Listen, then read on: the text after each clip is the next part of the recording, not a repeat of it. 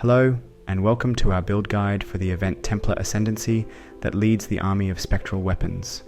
The Puppeteer Ascendancy offers unique benefits for the summoner archetype, especially when using the animated weapons.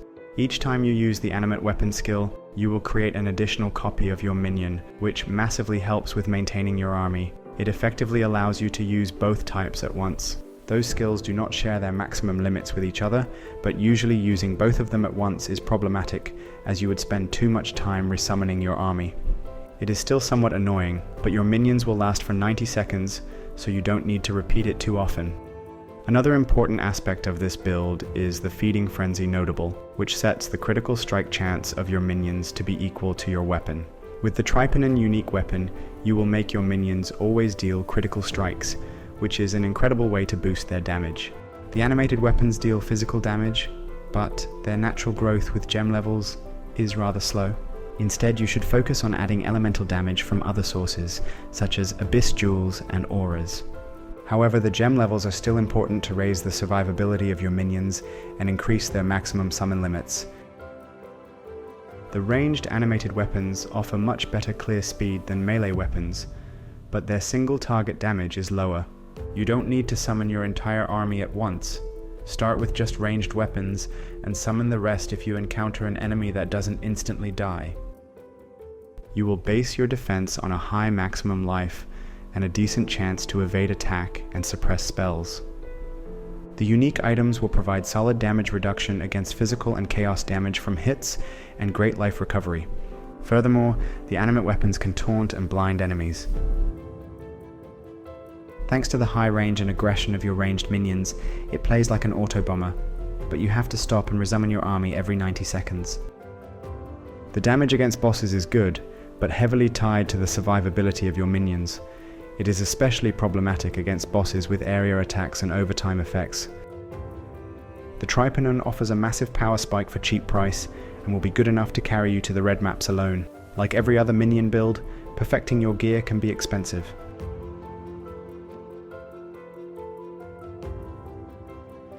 The Trypanon is the centerpiece of your build. Thankfully, it is a very cheap item. The Doppelganger Guise and Defiance of Destiny provide amazing defense, but you can also opt for a more offensive setup if you prefer. The Forbidden Jewels are not mandatory, but definitely make the setup easier to balance properly. Thanks to your Ascendancy, the base critical strike of your weapon also applies to your minions.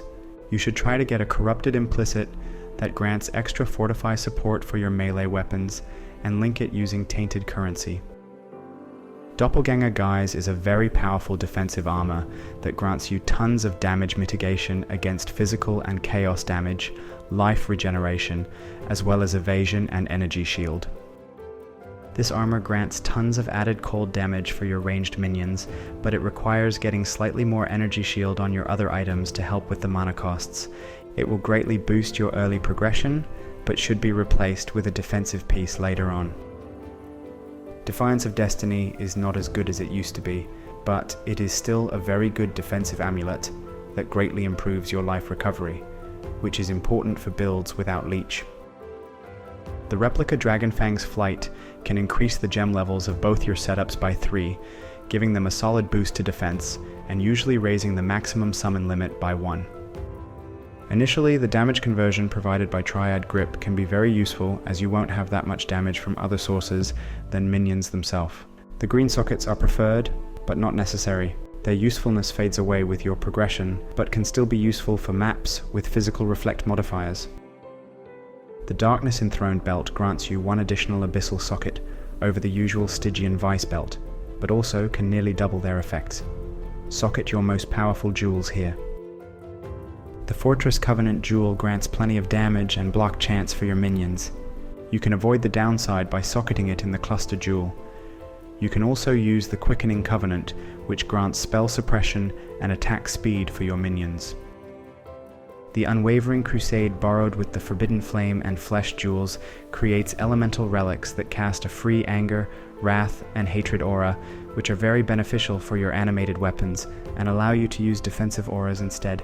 It is not mandatory, but you should definitely get it at some point. Except for a weapon, your gear is a very typical setup for a summoner.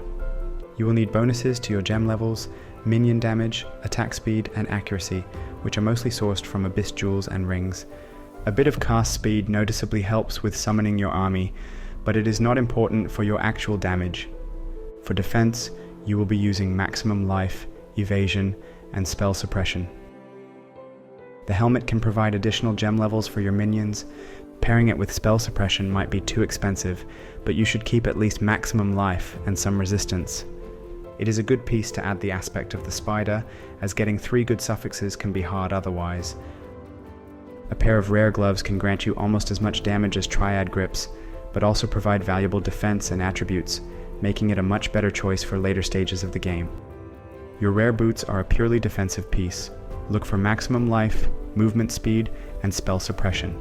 Other than that, try to get as much resistance or necessary attributes as possible. At first you should use a rare amulet to cover your resistance and attributes, and possible extra gem level for your minions. Getting those modifiers here will allow you to get better rings for cheaper price. Your rings can grant tons of damage and attack speed for your minions, but getting enough resistance or attributes for yourself can become expensive very quickly. We recommend using Harvest Caster Reforge on a ring with a fractured dexterity until you get all the necessary modifiers. Those jewels can add a massive amount of damage for your minions, but you also need some utility. Those modifiers can be dispersed across multiple jewels, as you will use a lot of them. You will need maximum life, a chance for your minions to inflict blind and taunt, extra accuracy, and lastly, added elemental damage and attack speed. The regular notables on a cluster jewel for minions are decent and provide some damage, leech, and crit multiplier for your minions. Later on, you should replace it with a jewel that boosts the effect of small notables that also provide attack speed for minions and some life or resistance for you. Usually you should use only 1 life flask, but here an additional life flask that restores health of your minions can be very useful to keep them alive. They can regenerate and leech life on their own, but their maximum life is rather low in the early stages. The other life flask should provide bleeding removal. You will also need a typical defensive setup that grants you extra evasion, movement speed, and phasing.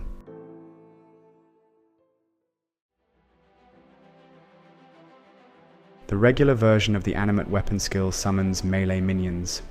To summon your minions, you will have to create lingering blades with a different spell first. Try to get the Vaal version for an extra burst against bosses.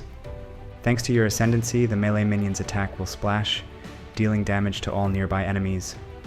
At first it might be more beneficial to use the added cold or lightning damage supports instead. Animate Weapon of Ranged Arms consumes an item or lingering blade to summon a spectral ranged weapon that attacks any nearby enemies. It is your main minion for clearing maps. Adding extra projectiles and making them pierce enemies is mandatory for comfortable clear speed. However, for bosses, you should use returning projectiles instead. You do not need to summon new minions after swapping gems, they are updated automatically. Flesh Offering increases the attack speed of your minions. You can replace it with Bone Offering to improve their survivability. Enfeeble is a defensive curse that lowers the accuracy and damage dealt by enemies. You could also use Punishment for more damage instead. The Desecrate summons corpses necessary for the offering skills during boss fights. You won't need it during clearing maps, so it should be triggered last. All those skills should be automated with the Arcanist brand skill. The order of your sockets and links affects the triggered sequence. Carrion Golem creates a minion that grants extra damage to all your other minions. It is not a big boost, but it is easy to manage. Every minion build can benefit from Animate Guardian or Raise Spectre setups that grants additional benefits to you and your minions, but managing it can be expensive and annoying. It is definitely an improvement, but the build works just fine without them. For more tips regarding this minion, you can check out our guide linked in the description. The honorable mention goes to the transfigured Animate Guardian of Smiting.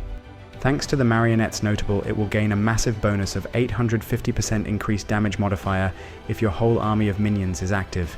It is still not that great, but can be a fun addition for your usual gameplay. The Feeding Frenzy activates when a linked minion attacks an enemy, and it buffs all your other minions too. If you want to use Animate Guardian or Spectres, you should also use support gems such as Minion Life or Meat Shield to increase their survivability. Purity of Elements grants you and your minions extra elemental resistance and immunity against ailments. It makes getting chaos resistance and spell suppression on your gear easier. Grace is the second defensive aura that grants you evasion. If you don't have the Forbidden Jewel set up, you should replace one aura with Wrath instead. Aspect of the Spider inflicts nearby enemies with webs that slow down their movement and increase the damage they take. It is obtainable only via affix on your gear, which you can obtain with the Bestiary recipe by sacrificing the Venomous boss. If your minions lack accuracy, and you can't get proper jewels, you could use this aura instead. It shouldn't be a permanent solution. Elemental Weakness is an offensive curse that lowers all elemental resistances of affected enemies. Convocation teleports all your active minions to your location and heals them a bit. You can also link with automation, but it is not always desirable. The transfigured ethereal knives of Lingering Blades are necessary to create your minions. It has high cast speed and can be used very early during leveling. You could also use Bladefall supported by Spell Cascade. Frostblink is an instant blink spell that teleports you a short distance. It is your main form of crossing gaps and dodging enemies.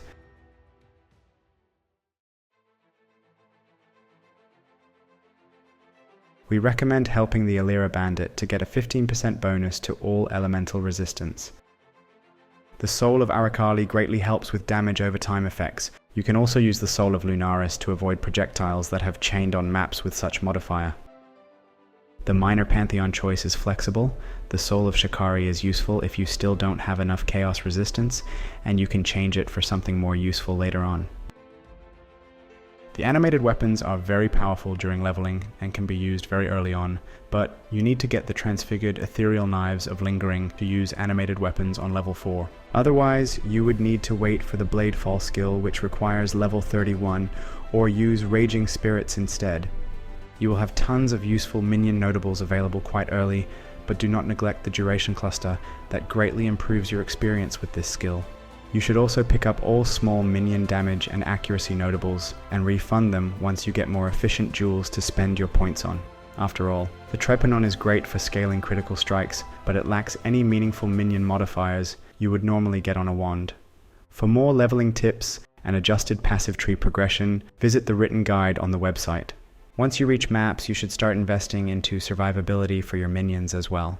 The Indomitable Army Notable grants them a lot of physical damage mitigation, but you can also consider picking up the Decay Ward, which is especially powerful when combined with Bone Offering. Unlike Raging Spirits, your minions can taunt enemies, which makes you much safer, but it is only useful if your minions don't die immediately after. This setup probably won't ever be as good as it is during the Legacy of Frisia, so make sure to try it out. For more of our videos, consider leaving a like or subscribing to the channel. Thanks for watching and have a wonderful day.